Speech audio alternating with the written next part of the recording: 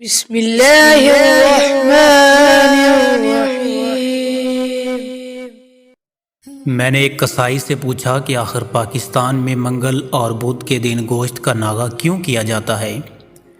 اور اس نے اپنی منطق کے مطابق جواب دیا کہ کسائی جانور ذبح کر کے تھک جاتے ہیں، جس کی وجہ سے منگل اور بدھ کو وہ چھٹی کرتے ہیں۔ میں نے کہا یہ تو کوئی بات نہ ہوئی کہ کسائی جانور ذبح کر کے تھک جانے کی وجہ سے منگل اور بدھ کے روز ناغہ کرتے ہیں، اور پھر چلو آپ کی منطق مان لی جائے تو پھر منگل اور بدھ کے روز ہی کسائی چھٹی کیوں کرتے ہیں؟ ہفتے میں منگل اور بدھ کے علاوہ کسی اور 2 دن بھی ناغہ تو کر سکتے ہیں۔ آخر منگل اور بدھ کو ہی ناغہ کیوں کیا جاتا ہے؟ تو وہ خاموش ہو گیا۔ اگر مجھے بھی علم نہ ہوتا تو میں اس کسائی کی بے منطقی بات کو اپنی بے علمی کی بنا پر فوراً مان لیتا، کیونکہ وہ اور میں دونوں بے علم ہوتے تو جیسے ایک علم والے کو کسی علم والے کی بات عقل کو لگتی ہے تو وہ اپنے جیسے علم والے انسان کی بات کو مان لیتا ہے،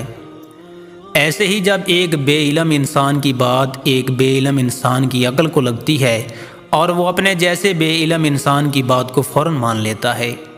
میرے منطقی سوال پر کسائی کے چپ ہو جانے پر میں نے کہا کہ میں نے تو پڑھا یہ ہے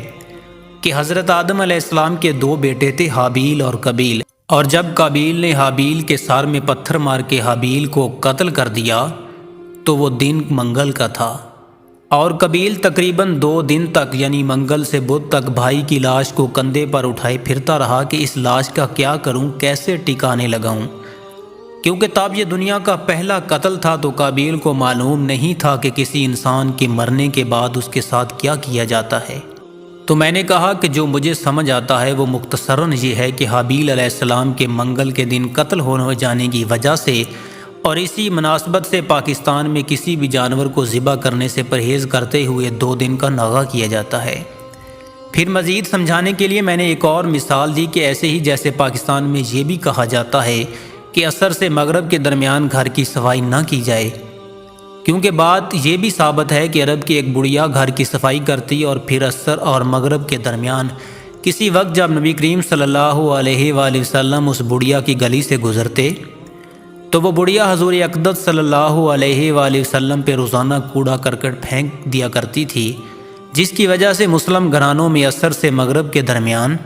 صفائی کرنا اور کوڑا کرکٹ پھینکنا غیر مناسب اور برا سمجھا جاتا ہے۔ پھر کسائی ساری بات سن کے خاموش رہا، جیسے ساری بات کو سمجھنے کی کوشش کر رہا ہو۔